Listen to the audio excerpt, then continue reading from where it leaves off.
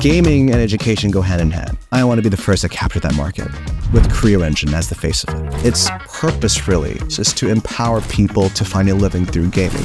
We want to create a platform that is seamless and easy to use, especially for those who do not know anything about Web3 gaming. We want to be an engine for change. You're native to Indonesia, you understand the population. You're developing for your people, you understand their language, their habits, their needs, and their desires. And if you master that population alone is enough to make you guys a deca unicorn, probably. And to do it with Web3 gaming, it's amazing. I could then create a melting pot of beautiful products and opportunities for the people of Indonesia, potentially as this gets bigger, Southeast Asia, maybe beyond. You guys have been recently recognized by some members of the government as one of the leading Web3 gaming platforms for the entire country of Indonesia. Yes. They have been invaluable in letting us execute our mission. Instead of you actually gambling your money away on meme coins or on trade tips from so-called influencers, why not go to a government-vetted platform that's regulated and secure? Before Web3 ever came to be, people have spent hours working on Web2 games to make income. How about doing this through a more secure platform with games that have more leverage and more digital assets to trade around? I just want to be known as the guy that tried to make Web3 a thing. A Web3 entrepreneur, a Web3 advocate. I just want to be known as a guy that tried to bring welfare through blockchain. That's it. And if I could do that in 10 years, I'm happy.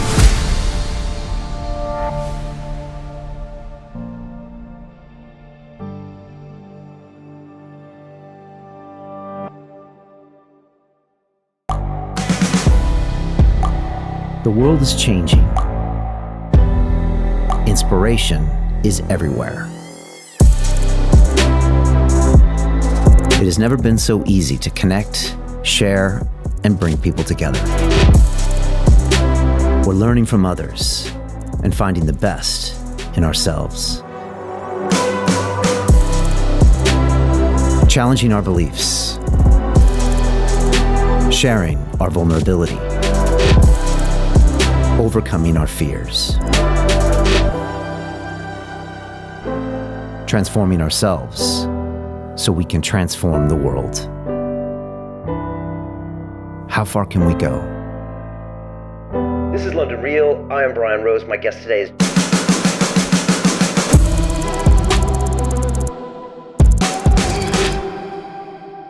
This is London Real. I am Brian Rose. My guest today is Darrel Wijaya, the entrepreneur, game developer, and blockchain expert. You are the CTO and co-founder of Creo Engine, the revolutionary crypto gaming platform with a focus on innovation, quality, and interoperability that allows players to seamlessly move their assets and items between games. Your main goal is to make Creo Engine the first mover for Indonesia in the Web3 gaming industry and to create a secure and transparent ecosystem that benefits both developers and users alike by merging gaming and finance on the blockchain. You have said Creo Engine is not just a platform, but a catalyst for economic empowerment, financial literacy, and sustainable growth in Southeast Asia. Darrel, welcome to London Real in Dubai. Thank you for having me. It's good to be here. Great to have you, man. I just want to start by saying the Creo Engine is one of our portfolio companies here at London Real Ventures, the world's first media-powered investment firm, where our mission is to transform the world by investing in cutting-edge Web3 and AI companies while giving our partners marketing exposure across the London Real media platforms and academies. We heighten awareness, create customers, and build communities by leveraging our global audience and extensive network. Darrel, we are super excited to be part of this journey with you and the guys at Creo Engine. So let's jump in. Maybe you can start by telling us, how did Creo Engine start? And, where are you guys today? Sure. It's been a bit of a long story, but essentially, when we started this company, it was just me and Calvin and, of course, Javier. And, the three of us sought to, try and get into the gaming industry, which I think at the time, Web3 gaming was unheard of, or rather, it was not as popular as it was in Indonesia. And we figured that with the country having a massive mobile gaming populace, right, we could definitely create a system or a platform where people could access, an array of, financially beneficial games on a singular platform. And with that, we decided to, launch our own token, during possibly the worst time to launch a token. which was the bear market. And, we pulled through, amazingly we did. And our platform, its purpose really as business founders really, of course, is to empower people to find a living through gaming. A lot of people across the country do not see how they could really monetize their time and their efforts in playing mobile games. But we want to introduce that to them because this is nothing new, Brian. Before Web3 ever came to be, people have spent hours, working on Web2 games to make income. How about doing this through a more secure platform with games that have more leverage and more digital assets to trade around? Which I think, could really do good for the country because we truly see potential in actually providing a way of life through financial entertainment, which is Web3 gaming. So, we banded together, of course. Our partners are experts in their own fields. I myself, I'm an indie game developer by trade. I love indie game development. I sold my car to make my first game. My mother was really mad at me for doing that. But, our team has an undying passion to really try and bring welfare, right? Financial welfare is something that I truly am passionate about because if I could empower everyone to try to have an opportunity through, of course, making a living through gaming, I believe that I would be happy to do it because, a lot of people do not understand Indonesia is still relatively new in this space. And, we want to be a first mover in that regard and really capture as many people as possible into them believing this vision of a better gaming experience through blockchain technology. So that's how it started. Yes.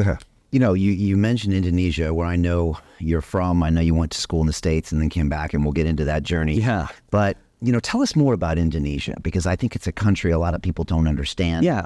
We know it's a massive country. We know it has tons of natural resources. It's kind of right in the middle of the ocean there. But I don't think a lot of people know the details of it, the actual size of the population, and the potential impact it will have on Web3, on gaming, on even the Asian market. Oh, yeah. I mean, definitely. It's big, right? It's crazy because everyone just knows us for Bali. Bali is a very popular destination for the Australians and, beautiful place. The food is remarkably good. It's like the Hawaii of Southeast Asia, if you will, right? But they don't really see, how big of a country it is. The archipelago itself is massive with over 200 million plus people, right? I dare say that the entire country makes up a massive chunk of mobile game players in Southeast Asia. And the purchasing power is unparalleled. And the country's still fairly young, if you think about it. Less than a century years old, right? It's less than 100 years old. And yet it's building technology and really introducing talents at great speeds. So you could imagine technological adoption, although behind most countries, it will ramp up extremely quickly, right? Especially with newer politicians coming onto the stage, like, the vice president that's just been elected. They are really trying to ramp up technological initiatives for the country. So, a lot of people, there's an information gap in the country. People don't know tech. They don't know what to look into. This is why educational courses that deal with technology are so highly sought after, or platforms that empower people through technology are highly sought after, because people want to make additional income through technology as a whole. So this is why the country has so much potential, Brian. It's unheard of.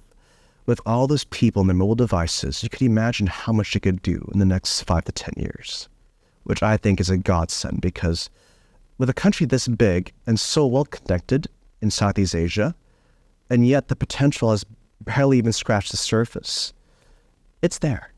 The country, though not as advanced as most countries we see today, but they're catching up quick. They're catching up really quickly. Look into it. The statistics don't lie, right? They say in the next few years, it might become a superpower, because people there work hard.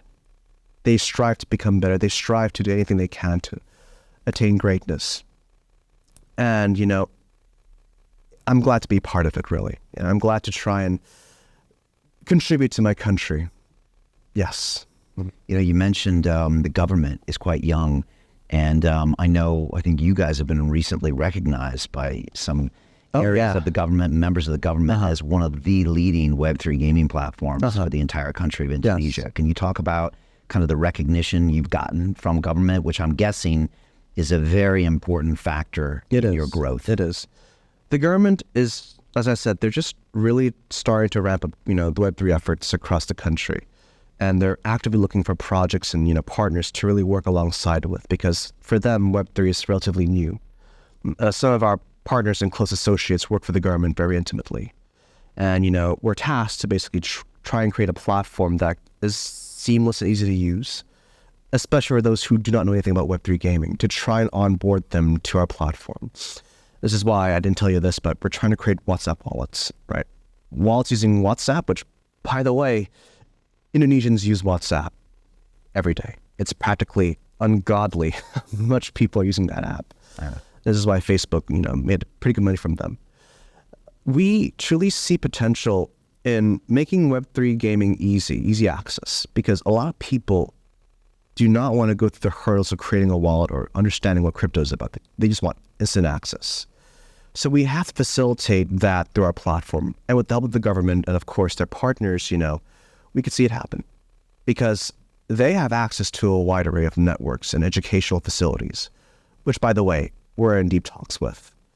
Better yet, if we could then educate the youth to try and understand Web3 better, but also really enlighten them on how beneficial Web3 is in general, especially in gaming, there is a large synergy there, because a lot of kids love playing video games. And the funny thing is that, a lot of people that I see in this country, they're religious, and it's a good thing. They want to try their best to, bring their parents on the pilgrimage to the Hajj, right? Which is a great thing. And they would do anything they can to do that. It's the utmost honor, if you will, for a family to do that. Especially, people here are also hard workers. So introducing that opportunity to a lot of youths, especially in the Web3 industries, is what the government's trying to do. It's really trying to see how Web3 could really bolster the workforce and really supplement their income, and how they could stand to benefit from it, right? This is why, as a token, we are regulated by what we call it's the Bapeti, which is basically, we are now a legal commodity in the country to be tradable. And we are shooting that for basically this platform we're creating could one day become an official, should I say, a mouthpiece for the government to really bring people to the Web3 gaming industries and essentially have them trust us as a platform that's vetted by, of course, the government and, of course, foreign entities and foreign people that give us credibility, right? And we truly want to bring foreign games to our platform to really, bring fun. At the same time, the government also wants us to create high-quality games that are fun and riveting for the Indonesian populace, because, again, it goes hand in hand. We are a game studio. We are, of course, a Web3 company as well. And we want to cater to both segments of the industry effectively. That is, the gamers and, of course, the hustlers and the business people that want to try and make income. But yeah, the government is really trying to get that going with us. And, we're more than happy to work with them because, they have been invaluable in letting us execute our mission. It makes me laugh because it sounds like you guys are further ahead in the United States. Where our SEC chairman currently is, trying to call some of these token securities. It's a beautiful and refreshing thing to hear that your government is saying, no, these things are commodities and we're regulating them and approving them. Yeah. I mean, that's going to be massive. It is massive. It's beautiful because, I noticed that our government, they're strong, but they're also adaptive. They love new trends and, they see crypto as an opportunity for enrichment rather than, of course, the other way around. And this is why, there's a bit of, we can probably cut this out, but, the United States as a whole, they're very peculiar with the US dollar. So I don't really blame them for that, but, it is what it is. And this is why, in general, the government in Indonesia, they're really pro-innovation, right? Which is why I think NVIDIA actually made an AI center. They're investing about $250 million on this AI center in Solo, which is a little island, a little state in the Java regions. So there is bound to be a lot of technologically ingrained youths coming out of the woodwork in the next decade, which I think is remarkable. Yes. Now, crypto adoption as a populace is fairly high in Indonesia. Would that be right to say? And that's the thing you see. So crypto adoption has not yet begun effectively. There are people that are adopting crypto at great speeds, but a lot of people are just starting to know what it is. A lot of mothers, children, the youths, they're just starting to scratch the surface of what crypto really is. So this is where, we could come in as a company to tell them that, hey, check out Web3 gaming. It's easy to use. You can make $20 a week, $30 a week. You can sell assets for a good chunk of money to would-be buyers or sellers, And that creates an interesting interaction between the new adopters, because now you could potentially say they could create new jobs, right? And hopefully one day crypto as a whole, especially with our platform where NFTs can be commodity, financial assets, collateralization could happen. So now people that live in remote villages across the country that have access to this in such easy form and function, you could say they would be empowered. And that is what I want to give them. And of course, that's what they want in the end.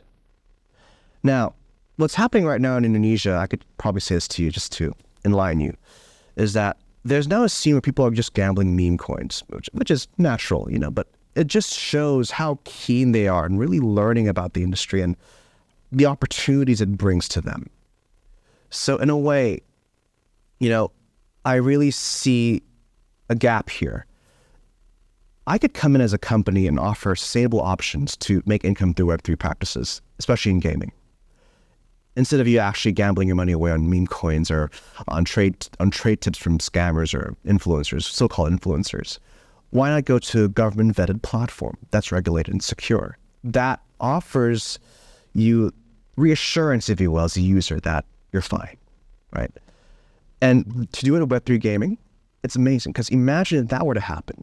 I could then bring in all these products from overseas to us and really create a melting pot of beautiful products and opportunities for the people of Indonesia, potentially as this gets bigger, Southeast Asia, maybe beyond. But yeah, crypto adoption in this country, it's just started. It's emerging at breakneck speeds. So yes. One thing you keep talking about is mobile, and you mentioned the WhatsApp adoption, et cetera, and it sounds like Indonesia is a very mobile country. Yeah. Whereas maybe if you go to other regions in Southeast Asia or in the world, people oftentimes will have a laptop or a desktop. But here it sounds like that is the device they use. Oh, yeah. Which is interesting because it's an amazing opportunity. Precisely. It also means that you need to customize the user experience and design precisely for mobile. Yes. Right. Here's the thing. A lot of these kids that live in remote villages, their internet is from their mobile phones, their hotspots. They live and die by hotspot internet. Right. It's funny. It's actually hilarious. So a lot of islands and archipelagos and not a lot of infrastructure is possible. So they rely on their phones for internet. And that's why packages at home are just $2 for like 30 gigabytes, which is a good deal for most people. So, you could imagine their phone is the gateway to a lot of things, which I think is remarkable. So, being mobile-centric as a company is important. I can't stress this enough, as a founder.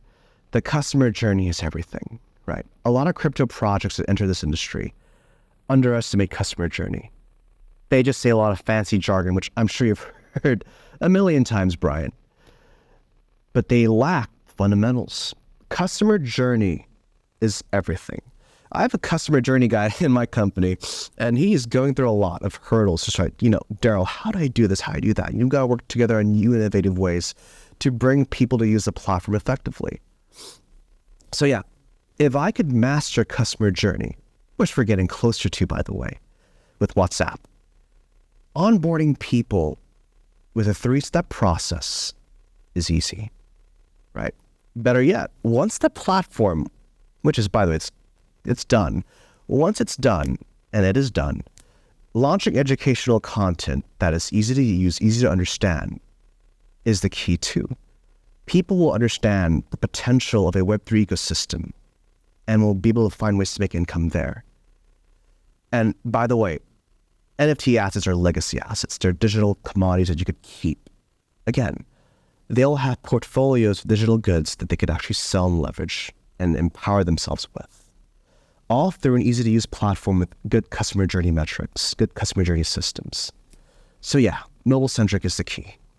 You know, customer journey is fascinating because it's so important, and yet if you look at Web3, it's so neglected. You know, I just bumped into somebody at the conference, and they said, what's the worst performing sector in Web3? He said it's DeFi, not because it's not needed, not because it's not crucial, because it's so hard to use. Confusing. And he said, I'm confused with DeFi, and I've been in this space for 5 years, is what he said. And he made a good point. And it's so true. It's so important, but it's still so hard to use.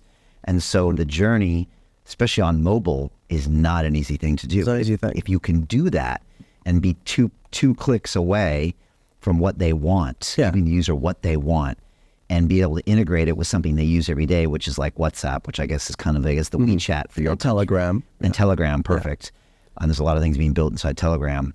Then you're on for a winner. And if you understand your audience of Indonesia and you're building for them, this is why I was impressed with your team right away, is that because you're native to Indonesia, you understand the population, you are already, working with the government, and you're trying to solve kind of, we call it a micro niche, although it's not very micro because you have 200 million people, but you're developing for your people. You understand their language, their habits, their needs, and their desires. And if you master that population alone is enough to make you guys a deca unicorn, probably. Amen. And then you can expand because ultimately the rest of the world also uses it. Yeah. And that's why a lot of projects, there was actually this convention, let me tell you a story, this convention that was in this university. Foreign companies attended those conventions in front of university students, and they talked about all these fancy jargons, these complicated mechanisms of tokens, fair launch marketplaces, I don't know. Plenty of these things, these kids are like, what am I listening to? I don't understand a thing. It's crazy. I was there, and I realized that kid next to me is just dozing off. He's like, he doesn't get it. He's probably just here to find out how to make $20 or $50 extra, right? Which goes a long way in Indonesia. So again, you're right.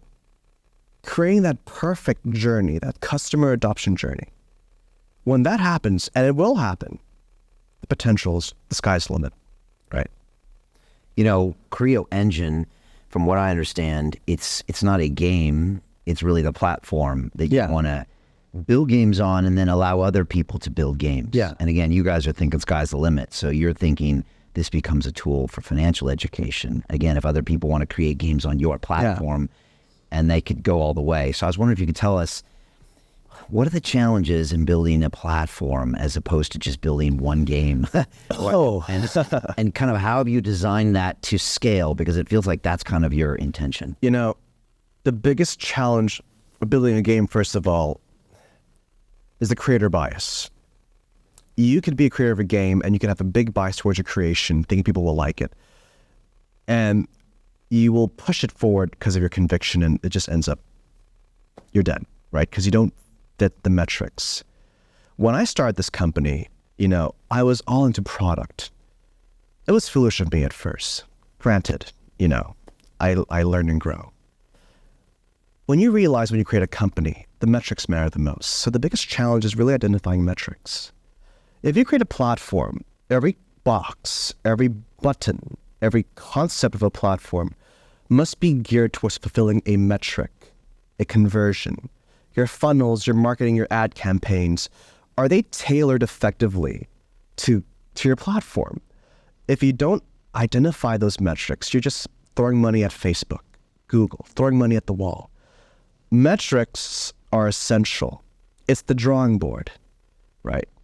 We actually, when we create Creo Play, the Creo Play platform, which is the platform in and of itself, we actually redesigned it twice because we had to identify the metrics, right? And we come to realization that a lot of people, when you talk to them about earning money with games in Web3, they're like, what's Web3? What's a wallet? So opinions, data, perception of your users is essential. You boil that down into key metrics that you could really organize in a platform, and you execute. You could run surveys, sure, rewarded surveys are great, don't get me wrong. But the bottom line is this: are your bottom line users able to adapt and use your tech? And that can only be done through trial and error, right? You could be a genius product manager or a genius product creator or a genius idealist. But if you do not know the customer, you're dead. This is why focus groups exist, but they're kind of overrated. And this is why applications at home are so easy to use. There is a mobile banking app called BCA, which is basically the Bank Central Asia. Their app is just 3 buttons, big chunky buttons. It's so easy to use. Even a toddler could use it. And they are the biggest bank in the entire country. That's customer journey. And then you have Binance Futures, which is a clutter of buttons, and the average kid is scared. And that's why they buy courses. There's a course right now in the country that sells for $1,000 a pop.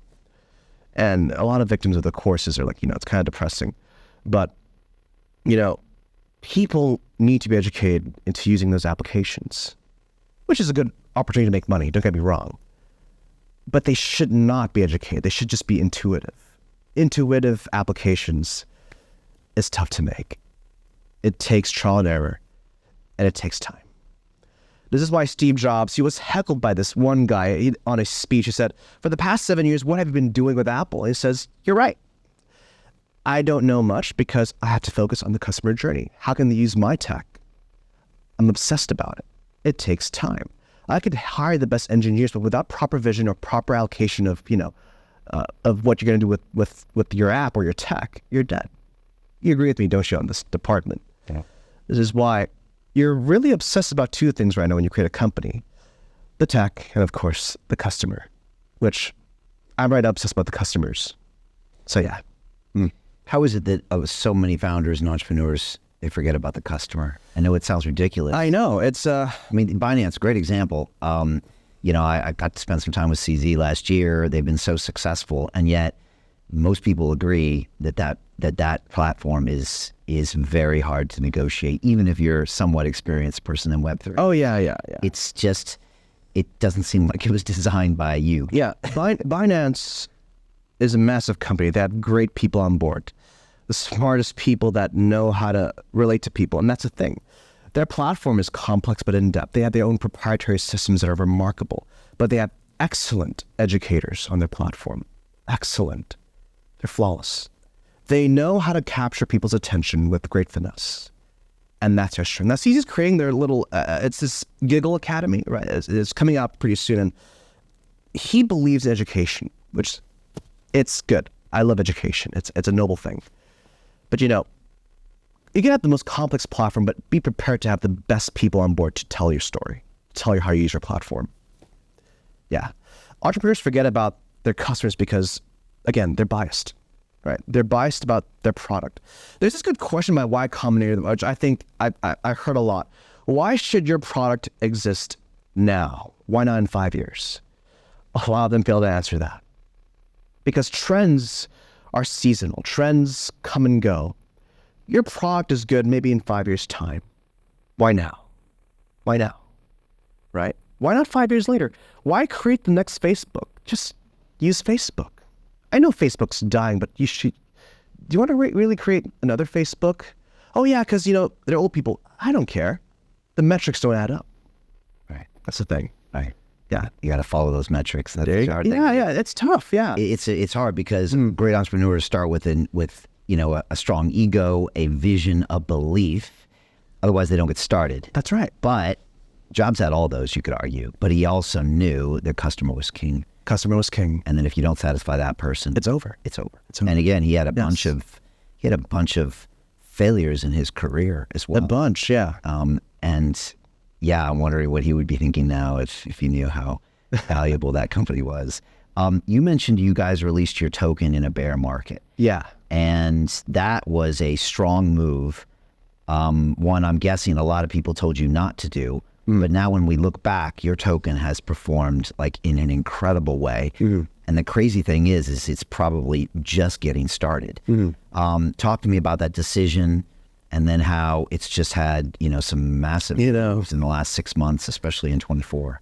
We made this project when the bull run was near its end cycle. And we took a gamble that we, of course, lost, that it will go on for another few months. So we were raising like maniacs to, get the token out there as fast as possible. And of course, at the end of the day, the bear market happened and, launch pads were very desperate to, make money back. And, we ended up fighting for the price as best as we can and making a mistake there. At hindsight, it was a mistake, sure. But if we had not launched our token, we would have not learned how to manage it. A lot of founders that launch their own token do not underestimate how tough it is to manage a token. In the other room, Javier is there with, he's probably up there till 4 a.m. with Calvin and my friends, just talking to people, market makers on, pricing it. It is astronomically difficult.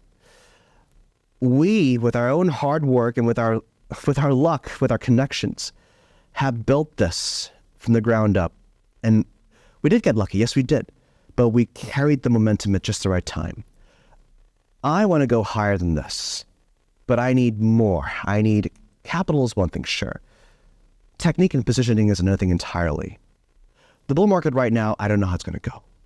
There's going to be a crash maybe in tomorrow because the halving will happen, which is kind of ironic, I only hope that with our experience in going through the crap we've been through the past few years, we would weather this storm with great efficiency. A lot of founders will die when the market gets red. I'm just being realistic. Ironically, our competitors in Indonesia, they fade to obscurity because they don't know the importance of integrity in managing the token.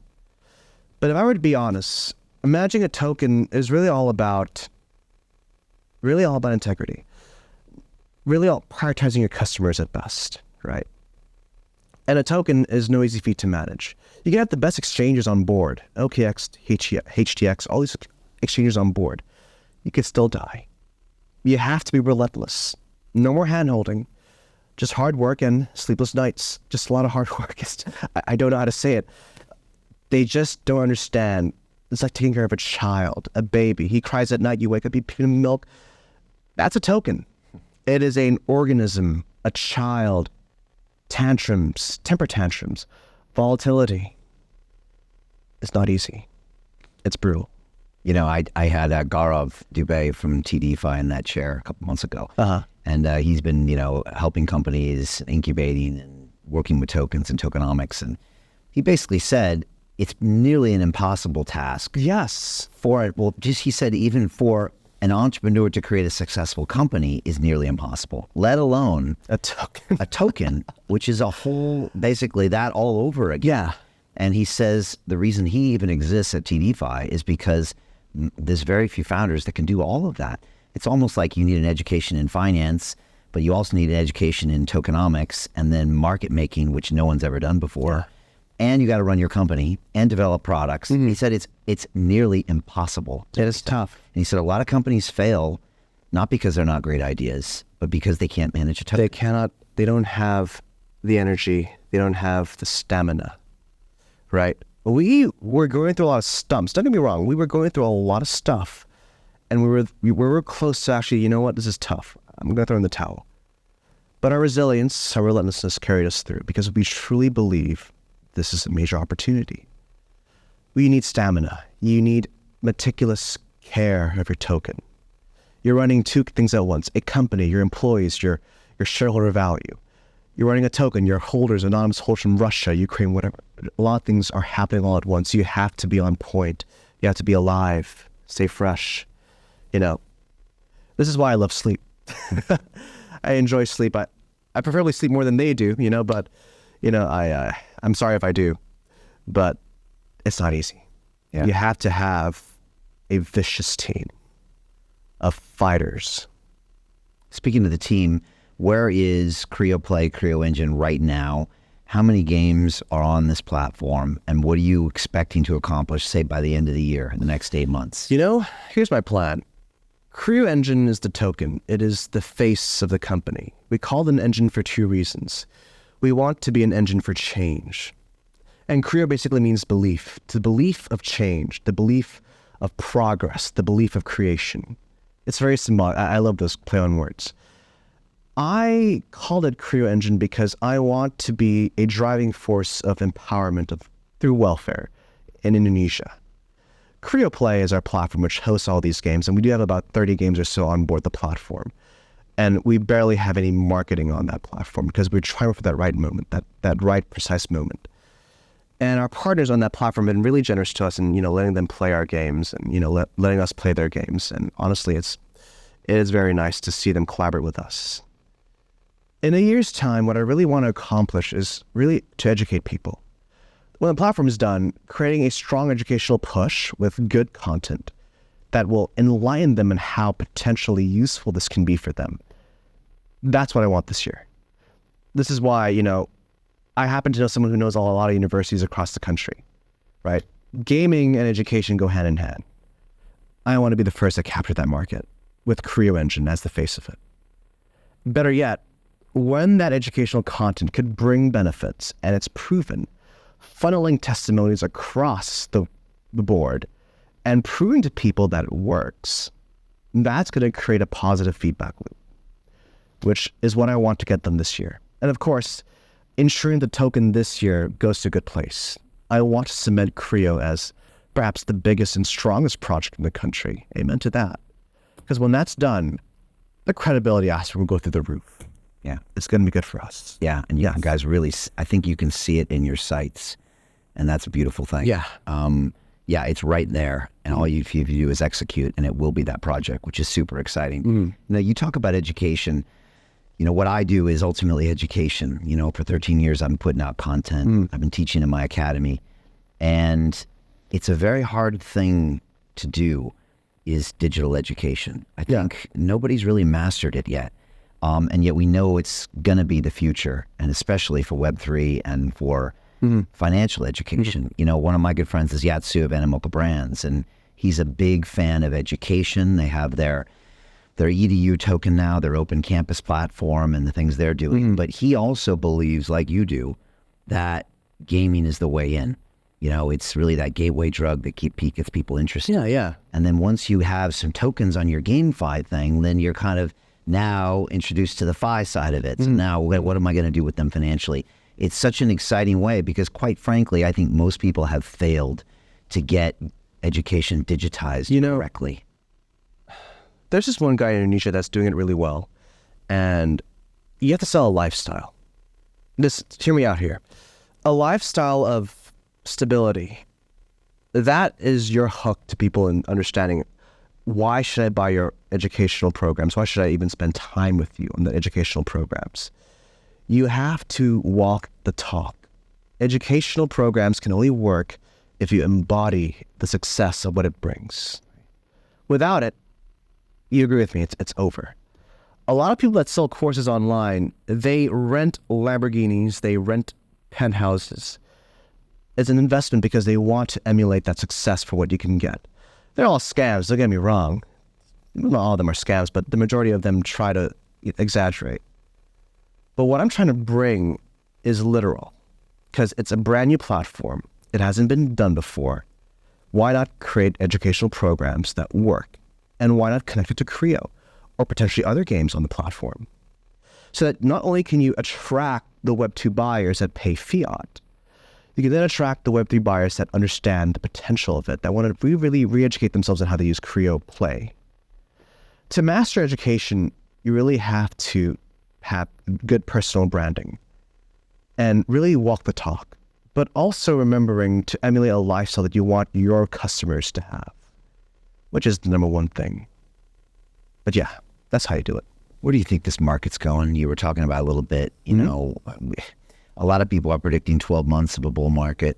What do you think it goes? How big does it go? What kind of things change? What kind of things happen? Are we going to see, 1 billion new users onboarded via gaming? In my opinion, my personal opinion, when the halving happens, there'll be a large price war. There'll probably be a conflict between sellers and buyers. When it all dies down, there'll be a question of, should I adopt Bitcoin? The halving happens. There'll be another marketing push of whether or not there'll be more halvings in the future, and this will probably entice the newer players to come on board. When that happens, they'll look for many opportunities to make income.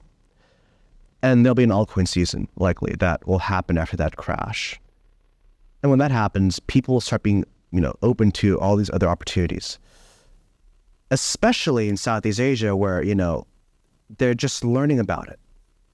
So coming in at that time and telling them about the possibilities of gaming being a potential way of living is the plan. So the market as a whole will go through a growing pain, but some countries will emerge stronger alongside it. It'll be a bloodbath. I mean, it is already a bloodbath. I think people got liquidated like a week ago. It's pretty depressing, but it will happen. Adoption will happen once they understand how the markets work, once they understand, moving parts, at least in a macro sense. That's when I'll see a lot of people asking questions. How could I make additional income from this industry? Why can't I could use this company backed by the government. I could try it out. Why not? Make a wallet with WhatsApp, make it $10, $20 a week. Doesn't hurt. So that first moving aspect is essential, especially after the halving. Yeah, you're right. And then that's when the alt season comes. Play to earn was something that changed lives in, say, countries like the Philippines in 2021. It was a big deal. And then it quieted down. But for you, it's going to be a huge value add for the citizens of Indonesia. Yeah. And so that's something you're focusing on for all of this adoption. But not just that, but Play to Earn and Play and Earn in the Philippines was big because they were a first mover everywhere in Southeast Asia. I want to introduce a product or a system that works in both markets. That would be the ideal dream, right? So, value is created only if people understand, if people band together and start moving in if they congregate together. Your watch, your water, your food has value because of the farmers that worked on it, right? Cost of labor, demand for housing, everything is tied together like a domino. I want to create an ecosystem that kind of creates value there, like a gaming platform where value hopefully could be untethered to the market sentiment in crypto because of the games they play and how popular a game is and how active a game is. So when that happens, people start finding opportunities regardless of market conditions. And that's why I think I would hope Creo would go that direction. Now for the Philippines, they did take advantage of it, which is great. You should, right? But when it kind of died down, they got scared of it. So hopefully I could change that stigmata about Web3 gaming in Southeast Asia. What is your biggest challenge for the next 12 months? Biggest challenge in the next 12 months? Finding like-minded people. To bring this vision to life, you have to have people that understand your passion. They understand what you're trying to really convey in a company. People that do not understand your vision, they'll just work for you for money, right? And they're going to drag you down. You need to have good people at your side at all times. This is why with good people, you have good product. Good product means good conversions, good money. Talent is one thing, but vision is another thing entirely, which most people unfortunately lack. I need good people. Is your team all in Indonesia? All in Indonesia. We're locally based. And you're going to keep it that way? Keep it that way, yes. Okay. I like that, man. I like that a lot. A lot of people might recognize that you have an accent that may be from another country. And I'm wondering if you could talk about the time you spent away from Indonesia before you came back and what you brought back with you. What did you learn when you were abroad? And how has it helped in making Creo such a success? What I learned from abroad was the Americans, they work so hard. I don't know. To continue watching the rest of the episode for free, visit our website londonreal.tv or click the link in the description below.